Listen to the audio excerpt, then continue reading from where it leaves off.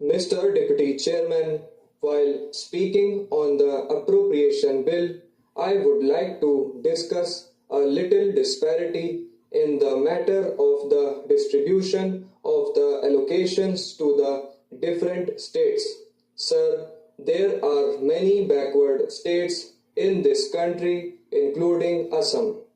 Generally, the allocation of the central grants for all these states is not, I submit, in proportion to the needs or according to the income of the particular state. The government of Assam has in its present budget shown a deficit of nearly rupees 30 crores, and it has also been stated that it is not possible to collect this amount within the state itself by additional taxation or otherwise.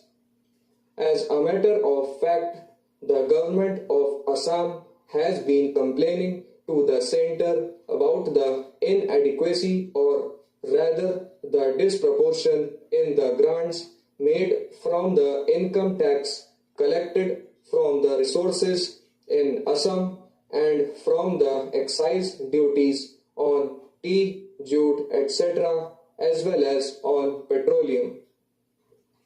Sir, until some more adequate finances are made available to that state from the resources of the state itself, this deficit will go on and the development of this state would be hampered.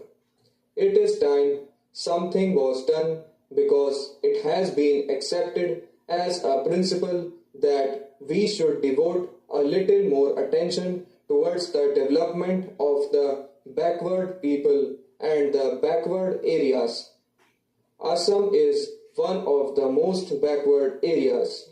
It is almost the most backward area, and I think in the matter of giving finances, the government of India should give a little more money for the development of that state. That state is backward in many respects. We have to see that this disparity that is there in this country and which is widening in certain places is removed as early as possible, and to bring in more industrialization of the backward places. Assam being one such backward state, there should be more consideration given to it.